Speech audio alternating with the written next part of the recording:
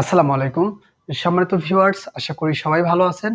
আমাদের আজকের এই পর্বে আমি আপনাদের সঙ্গে আলোচনা করব যে আপনাদের আয়করের প্রথম যে রিটার্নটা আপনি রেডি করবেন বা প্রস্তুত করবেন, সেই রিটার্নে আপনি স্বর্ণ বা গোল্ড এবং আসবাবপত্র কিভাবে দেখাবেন। অনেকেই আমাদের কাছে বিভিন্ন সময় প্রশ্ন করে থাকেন যে একটা ফাইলে গোল্ড বা স্বর্ণ কিভাবে দেখানো যাবে এবং বাসায় যে আসবাবপত্র থাকে সেই আসবাবপত্রগুলো কিভাবে দেখাতে হবে এবং কতটুকু দেখানো সেফ।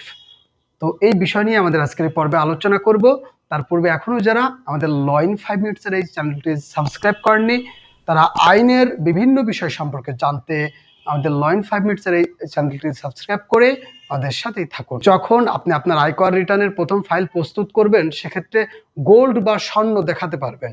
তো এই স্বর্ণ কতটুকু দেখানো যায়, তো মনে করেন আপনার যে পরিমাণ রয়েছে, যদি সাপোজ 5 ভরি থাকে বা 7 ভরি থাকে, এই 5 ভরি বা 7 ভরি কিন্তু আপনি দেখাতে পারবেন। অথবা দেখা যাচ্ছে যে আপনি টোটাল গোল্ড রয়েছে 20 ভরি, তো সেক্ষেত্রে কিন্তু আপনি 20 ভরি গোল্ডই দেখাতে পারবেন।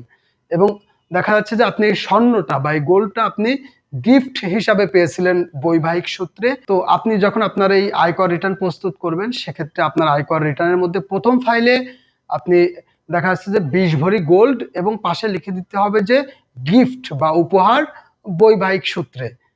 তো যদি আপনি বৈবাহিক সূত্রে বা গিফট বা উপহার হিসাবে 20 ভরি দেন, সেক্ষেত্রে আপনি মূল্যর পাশে মূল্য অজানা বা ভ্যালু আননন লিখে দিলেই কিন্তু হবে।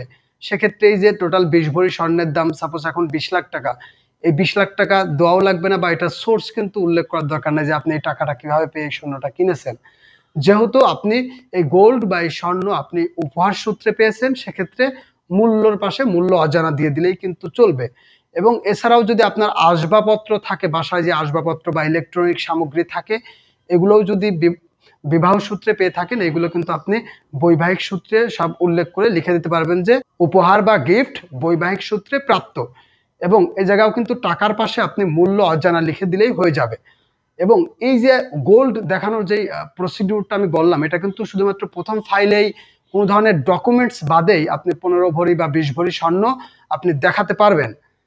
কিন্তু আপনি যদি প্রথম ফাইলে যদি আপনি এই গোল্ড বা যে স্বর্ণের জায়গা রয়েছে বা আসবাবপত্র জায়গাগুলো রয়েছে, এই জায়গাগুলো যদি ফাঁকা রাখেন বা কিছুই না দেখান এবং পরবর্তী ফাইলে যদি গোল্ড দেখাতে চান, সেক্ষেত্রে কিন্তু অবশ্যই প্রপার ডকুমেন্টস সহই আপনাকে দেখাতে হবে। শুধুমাত্র প্রথম যে ফাইলটা, এই প্রথম ফাইলে আপনি উইদাউট ডকুমেন্টস আপনি যদি গিফট হিসাবে এভাবে দেখান গোল্ড, সেক্ষেত্রে কিন্তু আপনি এই ফাইল জমা দিতে পারবেন কোনো ধরনের কাগজপত্র বা ডকুমেন্টস ছাড়াই। কিন্তু পরবর্তী ফাইলগুলোতে কিন্তু এভাবে করে আর দেখা যাচ্ছে প্রথম ফাইলে গোল্ড 0, পরবর্তী ফাইলে আপনি হুট করে 20 ভরি দিচ্ছেন, সেটা কিন্তু আর সুযোগ নেই বা সুযোগ থাকবে না।